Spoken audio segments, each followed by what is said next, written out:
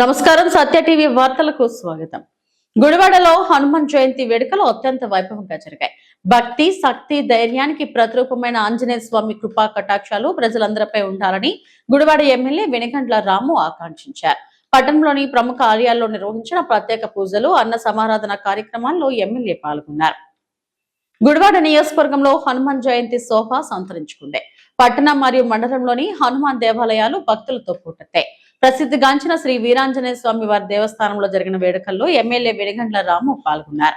ఆలయానికి చేరుకున్న ఎమ్మెల్యేకు దేవాదాయ శాఖ అధికారులు అర్చకులు మేళతాళాలతో పూర్ణ కుంభంతో ఘన స్వాగతం పలికారు। స్వామివారికి జరిగిన విశేష అభిషేకాలు అర్చనల్లో ఎమ్మెల్యేలు పాల్గొని మొక్కులు చెల్లించుకున్నారు।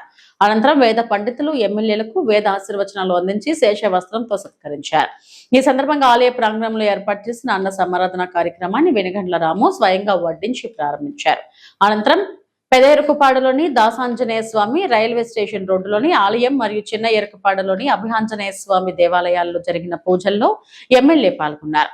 ఆ వాయునందనుడి ఆశీస్సులతో గుడివాడ పట్టణం సుభిక్షంగా ఉండాలని ప్రతి ఒక్కరి జీవితాల్లో విజయం శాంతి వెళ్లి విరియాలని ఆయన ఆకాంక్షించారు। ఈ వేడుకల్లో దేవస్థానం ఈవో యార్లగడ్డ వాసు, జనసేన ఇన్ఛార్జ్ బోరగడ్డ శ్రీకాంత్, టీడీపీ పట్టణ అధ్యక్షుడు పండ్రాజు సాంబయ్యతో పాటు కూటమికి చెందిన కీలక నేతలు వేలాదిగా భక్తులు పాల్గొన్నారు। అంజనీపుత్రిని నామస్మరణతో గుడివాడ పురవీధులు మారుమోగాయి। ప్రజలందరికీ హనుమాన్ జయంతి శుభాకాంక్షలు తెలిపారు। రామకార్యం కోసం సముద్రాన్ని లంఘించిన హనుమంతుని సేవ భక్తి మార్గం మనందరికీ ఆదర్శం।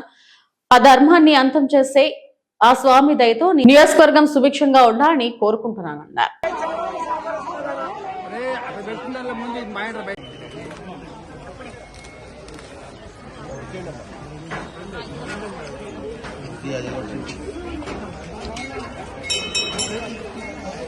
నమస్తే